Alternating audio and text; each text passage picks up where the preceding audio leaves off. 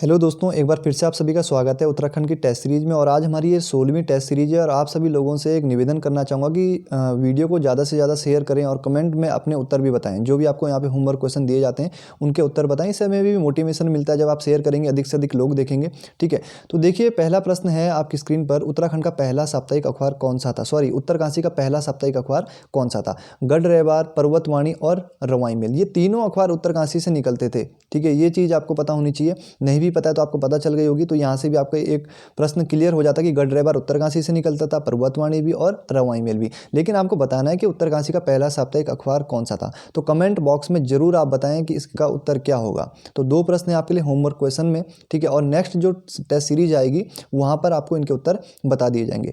दूसरा प्रश्न है आपके लिए, झुमड़ा नृत्य गीत का संबंध किस जनजाति से? और ये प्रश्न एक बार यूके SSC ने पूछ भी लिया है। ठीक है, तो उत्तराखंड ग्रुप सी में कहीं आया हुआ प्रश्न है ये कि झुमड़ा नृत्य गीत का संबंध किस जनजाति से है। तो आपको इसका उत्तर बताना है। अब चलते हैं हम अपनी टेस्ट सीरीज की तरफ। रूस की क्रांति में जो भूमिका लेनिन के पत्र इस तरह की थी, ठीक वही भूमिका टिहरी की क्रांति में किस पत्रिका की थी? ठीक है, तो यहाँ पे फिल इन द ब्लैंक्स है। ठीक है, तो रूस की क्रांति में एक व्यक्ति थे, कौन? लेनिन, और वहाँ का उनका एक पत्र निकलता था इस तरह। तो इस तरह ने जो भूमिका निभाई थी रूस की क्रांति में, ठीक वैसी ही भूमिका टिहरी की जन क्रांति में भी एक पत्रिका ने निभाई थी। तो उस पत्रिका का नाम था युगवाणी। क्या नाम था? युगवाणी। तो ध्यान रखेंगे आप इसको। ठीक है, तो युगवाणी इसका नाम था। आपको पता ही है टिहरी जनक्रांति के जो नायक थे श्रीदेव सुमन, जब उनकी मृत्यु हो जाती है, ठीक है, उनकी मृत्यु के बाद क्या होता है, जो प्रजामंडल आंदोलन वहाँ पे चल रहा था, ठीक है, प्रजामंडल आंदोलन, तो वो क्या हो जाता है, कमज़ोर सा पड़ने लग जाता है, शिथिल सा हो जाता है।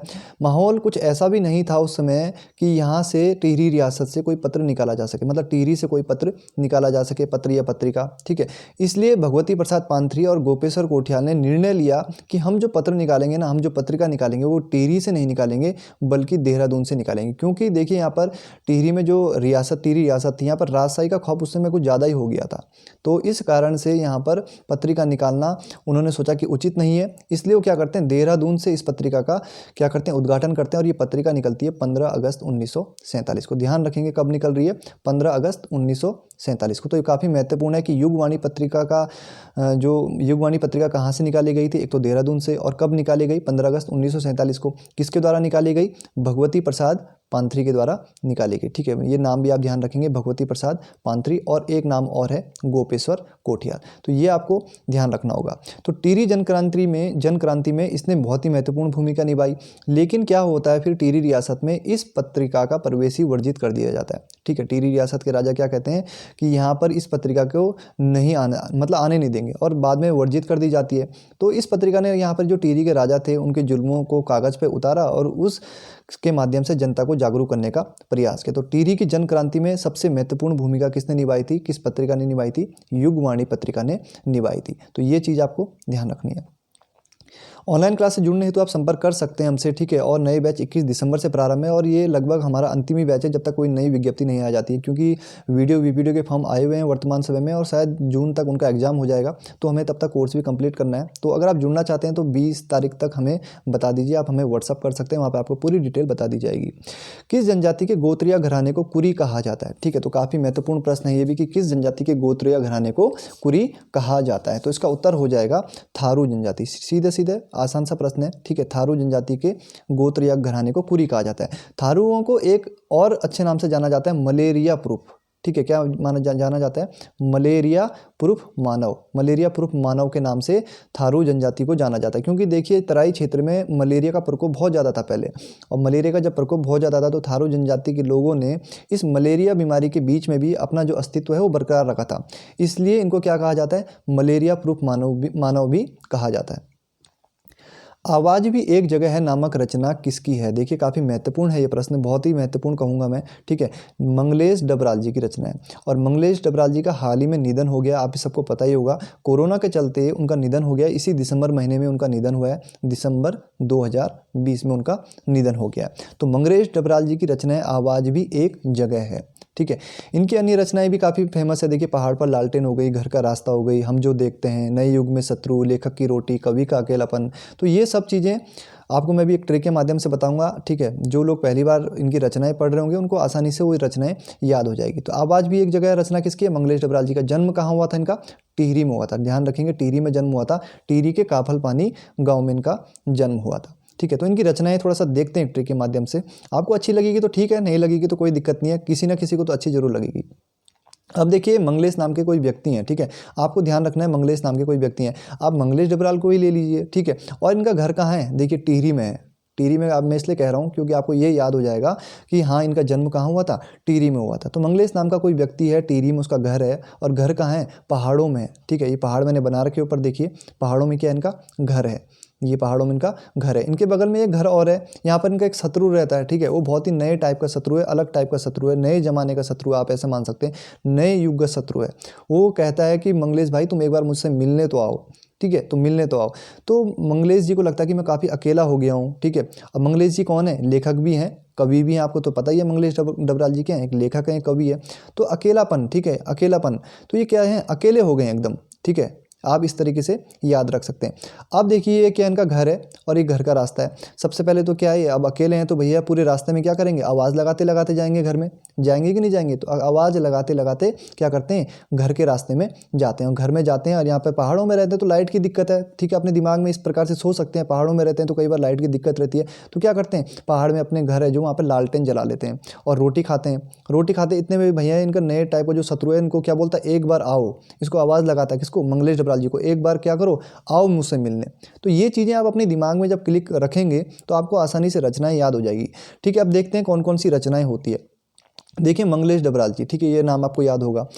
अब देखिए ये क्या है, इनका घर का रास्ता, ठीक है, क्या है, घर का रास्ता है। तो घर का रास्ता भी इनकी एक रचना है, ये भी क्या है, एक रचना है, ठीक है, ध्यान रखेंगे, घर का रास्ता इनकी एक रचना है। मंगलेश डबराल जी क्या है, कवि है ना, ठीक है, कवि हैं और अकेले हैं, तो देखिए कवि का अकेलापन, ये भी इनकी एक रचना है। तो आसानी से अभी याद कर सकते हैं क्या है, कवि का अकेलापन। अब घर का रास्ता है, पहाड़ में रहते हैं ना, पहाड़ में रहते हैं, लाइट की दिक्कत है तो क्या करते हैं, लालटेन जलाते हैं, तो पहाड़ पर लालटेन, ये भी इनकी एक रचना है, बहुत ही महत्वपूर्ण रचना है इनकी, पहाड़ पर लालटेन, ठीक है, पहाड़ पर लालटेन। ये सारी रचनाएं आप लिख लीजिएगा, आपको परीक्षावाणी में भी मिल जाएगी। अब घर के रास्ते में देखिए अकेले हैं, कवि जी क्या हैं, कवि का अकेलापन है, तो क्या करेंगे, कुछ ना कुछ बोलते हुए जाएंगे, बड़बड़ाते हुए जाएंगे, आवाज़ लगाते हुए जाएंगे, ठीक है। तो क्या करते हैं, ये आवाज़ लगाते हुए जाते हैं, ठीक है, क्या करते हैं, आवाज़ लगाते हुए जाते हैं, ठीक है। तो आवाज़ भी एक जगह है, ठीक है, इस तरीके से आप याद कर सकते हैं, वो तो मैंने प्रश्न में पूछ ही लिया है। तो आवाज़ भी एक जगह है। तो यहाँ पर देखिए घर जाएंगे, क्या करेंगे, रोटी खाएंगे, ये कवि साहब क्या करेंगे, रोटी खाएंगे, क्या करेंगे, लेखक साहब रोटी खाएंगे, तो लेखक की रोटी भी क्या है, इनकी एक रचना है। और जो शत्रु है वो किस टाइप का शत्रु है, नए जमाने का शत्रु है, तो इनकी एक नई जो रचना है वो है नए युग का शत्रु, क्या है, नए युग का शत्रु, ठीक है, नए युग का शत्रु, ठीक है। और ये शत्रु क्या बोलता है इनको, एक बार आओ, एक बार आओ, ठीक है। तो एक बार आयोवा, ठीक है। अब आपको बोलेंगे आयोवा क्या होता है, एक बार आयोवा, ये इनकी बहुत ही महत्वपूर्ण रचना है, आयोवा, ठीक है, एक बार आयोवा। तो एक बार आयोवा इनकी रचना है और ये इनका क्या है, यात्रा वृत्तांत है। जब ये कहाँ जाते हैं, अमेरिका जाते हैं, तो अमेरिका का एक विश्वविद्यालय है आयोवा, ठीक है, अमेरिका का एक विश्वविद्यालय आयोवा, वहाँ पे जाते हैं ये किसी प्रोग्राम में भाग लेने के लिए, 2 महीने के लिए जाते हैं। तो उसी पर उन्होंने क्या किया, अपना यात्रा वृत्तांत लिख दिया। तो एक बार आयोवा भी इनका काफ़ी महत्वपूर्ण यात्रा वृत्तांत है, ठीक है। तो ये सभी रचनाएं आपको मेरे हिसाब से याद हो गई होगी, नहीं भी होगी एक बार परीक्षा में उठा के देखना और वहाँ पर अपने दिमाग में क्लिक करना इन सारी रचनाओं को इस तरीके से, ठीक है, आप समझ जाएंगे आराम से। चौथा प्रश्न है, मदन मोहन उपाध्याय ने किस आंदोलन के समय भूमिगत रेडियो स्टेशन का संचालन किया था। सबसे पहली बात तो कई अभ्यर्थियों ने इनका नाम ही नहीं सुना होगा, मदन मोहन उपाध्याय का। तो देखिए अजय रावत जी की बुक है, वहाँ पर भी आपको इनके बारे में मिल जाएगा, और अजय रावत जी की बुक को आयोग काफ़ी फॉलो करता है, ठीक है। तो मदन मोहन उपाध्याय जी ने 1942 का जो भारत छोड़ो आंदोलन हुआ था उस समय भूमिगत रेडियो स्टेशन का संचालन किया था। इनका जन्म हुआ था द्वाराहाट में 1910 में। कहाँ जन्म हुआ था, द्वाराहाट में, 1910 में इनका जन्म हुआ था। इनको कुमाऊं का टाइगर भी कहा जाता है, और कुमाऊं के पहले ऐसे स्वतंत्रता सेनानी हैं जिन पर अंग्रेजों ने क्या किया था, 1000 रुपये का इनाम रखा था। तो 1000 रुपये की कीमत उस समय बहुत होती थी, ठीक है। तो 1000 रुपये का इनाम किस पे रखा था, मदन मोहन उपाध्याय पे। वास्तविक नाम इनका मदन मोहन नहीं था, ठीक है, वास्तविक नाम क्या था, वास्तविक नाम इनका मदन मोहन नहीं था, लेकिन मदन मोहन मालवीय से काफ़ी प्रभावित थे, इसलिए इन्होंने अपना नाम क्या रख दिया, मदन मोहन उपाध्याय रख दिया, ठीक है। तो आपको बस इतना ध्यान रखना है इसमें, ठीक है। वास्तविक नाम भी बता देता हूँ आपको, मथुरा दत्त नाम था इनका, ठीक है, क्या नाम था, मथुरा दत्त। क्या नाम था? मथुरा दत्त। लेकिन मदन मोहन मालवीय से प्रभावित है तो अपना नाम भी क्या रख दिया? मदन मोहन रख दिया। तो 1942 की जो भारत छोड़ो आंदोलन हुआ था वहाँ पर इन्होंने क्या किया था? क्रांतिवीर नाम से पैम्पलेट बनाए, ठीक है, लोगों को जागरूक करने का प्रयास किया, उन पैम्पलेटों को छापा, ठीक है, और भूमिगत रहकर रेडियो स्टेशन का इन्होंने संचालन किया था। पांचवा प्रश्न है कि ठडुंगा नामक स्थान से काले रंग के आलेख प्राप्त हुए थे, यह स्थान किस जनपद में स्थित है? तो काफ़ी आसान सा प्रश्न है, ठीक है, आपको पता होगा। तो ये ठडुंगा नामक स्थान कहाँ है? उत्तरकाशी जनपद में स्थित है। छठवां प्रश्न है गुलाबी कांठा बुग्याल किस जनपद में स्थित है? ठीक है, तो गुलाबी कांठा बुग्याल किस जनपद की बात करें हम तो उत्तरकाशी जनपद में ये स्थित है। तो ये प्रश्न भी आपको परीक्षावाणी में आसानी से मिल जाएगा, परीक्षावाणी में भी है ये, ठीक है। तो हनुमान चट्टी के पास उत्तरकाशी में ये गुलाबी कांठा बुग्याल स्थित है। कोरोना टीके के इस्तेमाल को मंजूरी देने वाला पहला देश कौन सा है? तो देखिए काफ़ी महत्वपूर्ण प्रश्न है, कोरोना टीके के इस्तेमाल को मंजूरी देने वाला पहला देश कौन सा है? तो ये आपको पता होना चाहिए, ये कौन सा देश है? ब्रिटेन। कौन सा देश है? ब्रिटेन, ठीक है, एक मिनट। कौन सा देश है? ब्रिटेन। ये उत्तराखंड से नहीं है लेकिन महत्वपूर्ण लगा मुझे इसलिए मैंने यहाँ पे करवा दिया। अगला प्रश्न है विश्व मोहन बडोला का संबंध किस क्षेत्र से है? विश्व मोहन बडोला का संबंध किस क्षेत्र से है? ठीक है, तो इनका क्षेत्र है फिल्म जगत से, ठीक है, किससे है? फिल्म जगत से। तो फिल्म अभिनेता थे ये, हाल ही में इनका क्या हो गया? निधन हो गया, ठीक है। उत्तराखंड के रहने वाले थे, सबसे बड़ी बात, ठीक है, उत्तराखंड के रहने वाले थे और नवंबर महीने में, नवंबर 2020 में क्या हो गया? इनका निधन हो गया।